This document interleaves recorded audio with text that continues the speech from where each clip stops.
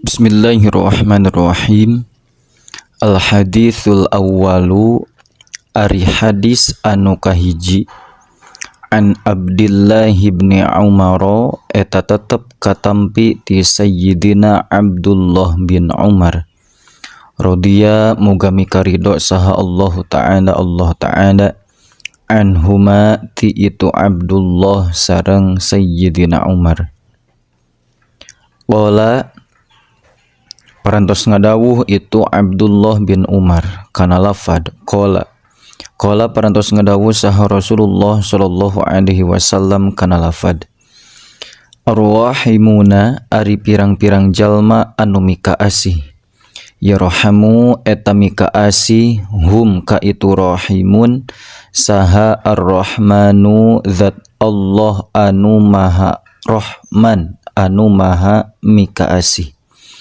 Yarhamu kudu mika asih aranjeun kabeh man ka makhluk fil ardi anu tetep man aya di bumi. Yarham tah bakal mika asih kum ka aranjeun sahaman makhluk fis samai anu tetep man aya di langit.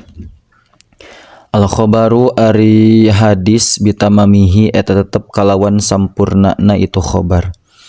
Wa fi muwafaqati hadzal hadisi jeung eta tetep dina ngamuwafaqohan kana ieu hadis hikayatun ari hiji hikayat an Umar katampi ti Sayyidina Umar radhiyallahu ta'ala anhu kana buktos itu Sayyidina Umar yamshi eta mapah Sayyidina Umar fi sikakil Madinati di pirang-pirang gang Madinah. Faro'a teras ningali itu Sayyidina Umar sobiyan ka hiji budak. Kana anu buktos itu kana anu buktos piyadihi eta tetep dina pananganna itu sobi naon uspurun manuk leutik. Wakana jeung buktos itu sobi yal'abu eta nyonyo itu sobi bihi kana itu uspur. Farohima teras mikarunya saha Umaru Sayyidina Umar dzalikal uspuro kana eta manuk leutik. Fashtaro teras meser itu Sayyidina Umar hu kana itu uspur minas sobiyyi ti eta budak. Fa'ataqo teras ngalepaskeun itu Sayyidina Umar hu kana itu uspur. Falamma tuwfiya teras samangsa tos pupus saha Umaru Sayyidina Umar radhiyallahu ta'ala anhu ro'a tah ngimpenkeun hu ka Sayyidina Umar saha al jumhuru jalmi seueur fil manami dina nalika kulem. Fasa'alu teras naroskeun itu jumhur hu ka Sayyidina Umar an halihi tina tingkahna itu Sayyidina Umar. Faqalu teras ngadawuh itu jumhur kana lafad ma kana naon fa'ala parantos midamel saha Allahu Allah bika ka anjeun. Qala tah ngadawuh itu Sayyidina Umar kana lafad ghafaroli. Ghafaro tos ngahapunten Allah li ka kaula wa tajawaza sareng parantos ngahampura Allah anni tina dosa kaula. Qalu nyararios itu jumhur kana lafad bi ayyi syai'in kusabab naon bijudika naha kusabab bageran anjeun au bi adlika atawa kusabab keadilan anjeun au bijuhdika atawa kusabab zuhudna anjeun. Qala ngadawuh Sayyidina Umar kana lafad lamma wada'tumu dina samangsa geus merenahkeun aranjeun kabeh ni ka kaula fil qabri dina jero kubur. Wasatartumu jeung geus nutupan aranjeun kabeh ni ka kaula biturabi kalawan taneuh. Wataroktumu jeung geus naringgalkeun aranjeun kabeh ni ka kaula wahidan bari nanyurangan. Fadakhala tuluy asup alayya ka kaula saha malakani dua malaikat mahibani anu dipikasieun duanana. Toro tah kabur naon akli akal kaula warta'adat jeung ngageter naon mafasoli pirang-pirang bubukuan kaula min haibatihima tina lantaran mikasieun ka eta malakaen wa akhadha jeung nyekel itu malakan ni ka kaula wa ajlasa jeung ngadieukeun itu malakan ni ka kaula wa arada jeung ngamaksud itu malakan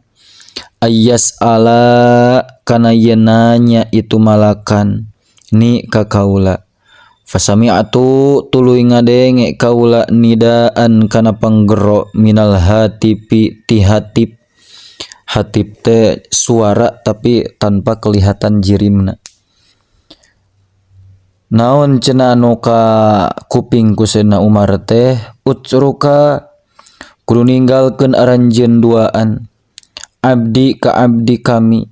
wala tukhawwifa jeung ulah nyingsieunan aranjeun duaan hu ka itu abdi fa inni dasanyana kami rahimtu eta mika asih kami hu ka itu abdi wa tajawaztu jeung geus ngahampura kami anhu ti itu abdi li'annahu karna sanyana itu abdi rahima eta geus mika asih itu abdi uspuron kana manuk leutik fid dunya di dunya farahimtu tuluy mika asih kami hu ka itu abdi fil uqba di akhirat hikayatun ari ieu eta hiji hikayat ukhra anu sejen kana bukti saha abidun jalmi tukang ibadah fi bani Israila anu tetep ti bani Israil atau di bani Israil ala kathibin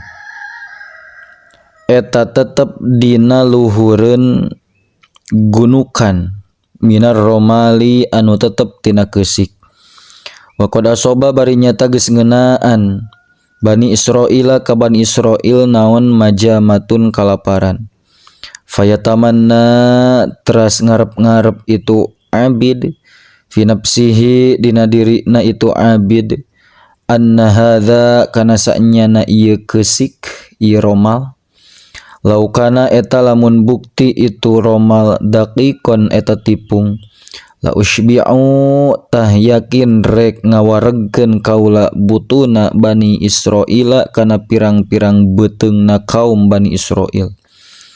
fa auha teras ngawahyuhan saha Allah Ta'ala ila nabiyyin kahiji nabi min ambiyaihim anu tetep tisapalih pirang-pirang nabi na itu bani Israil ankul kana yen kudu nyaritakeun anjeun li fulanin kakipulan innallaha kana sanyana Allah Ta'ala bari nama haluhur Allah qad aujaba eta nyata parantos